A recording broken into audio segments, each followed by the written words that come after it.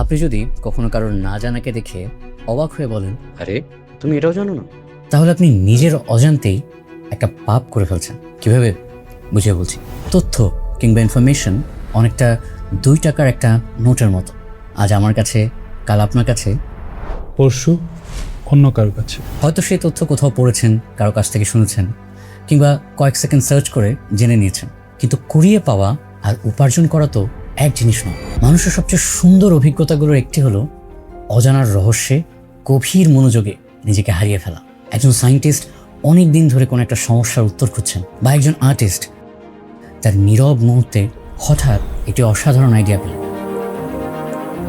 কিংবা একজন সাধারণ মানুষ বহুদিন ধরে কোনো প্রশ্নের সাথে লড়াই করার পর হঠাৎ একদিন তার রহস্য ভেদ করে ফেললেন। এই দারুণ মুহূর্তগুলোতে মানুষ শুধু একটি তথ্য পায় না, মানুষের ভেতরে কিছু একটা বদলে যায়। ঠিক মুহূর্তকাল আগেও যে অজ্ঞতা আপনাকে অস্থির করে রেখেছিল, এখন সেটাই আপনার অভিজ্ঞতার মধ্যে বাস্তব হয়ে ওঠে। সেখানে আর আগের মতো দ্বিধা থাকে না, পর্দা থাকে না, কারণ আপনার চেতনা সে বিষয়টিকে স্পর্শ করেছে। দুটো অচেনা সৃষ্টি এক হয়েছে, আর সেখান থেকে পাওয়া উপলব্ধি আপনার রক্ত মাংস কোষে কোষে স্থায়ী একটা জায়গা দখল করে নেয়। সমস্যা হলো, এআই এর যুগে আমরা নিজেকে ভাবার সময় দেওয়ার আগেই উত্তর খুঁজে ফেলছি।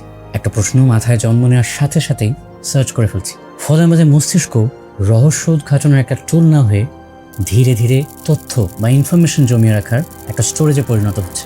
এআই আমাদের ইনস্ট্যান্ট উত্তর দিক, এটা দারুণ ব্যাপার, কিন্তু সেই উত্তর যেন আমাদের প্রশ্ন করার ক্ষমতা, আমাদের কৌতূহল আর আমাদের নিজে থেকে আবিষ্কারের যে আনন্দ, সেটা যেন কেড়ে না নেয়। আর তাই কেউ খুব বেসিক বিষয় নিয়ে না জানলেও তাকে কখনো ছোট করবেন না, কারণ কাউকে তার না জানার জন্য লজ্জা দিলে সে পরে কখনোই আর প্রশ্ন করতে চাইবে না, নিজের অজ্ঞতাকে লুকিয়ে রাখতে চায়। কিন্তু আমরা যদি না জানাকে স্বাভাবিকভাবে গ্রহণ করি, বরং উল্টো সেলিব্রেট করি, তাহলেই কৌতূহলের মতো দারুণ একটা কোয়ালিটি বেঁচে থাকবে। আর যে মানুষ জানে না কিন্তু জানতে চায়, সে কিন্তু অজ্ঞ নয়, সে শেখার পথে আছে, তার মধ্যে জানার তৃষ্ণা আছে। যা সে আজকে জানে না, তা হয়তো সে কাল কিংবা পরশু জানবে।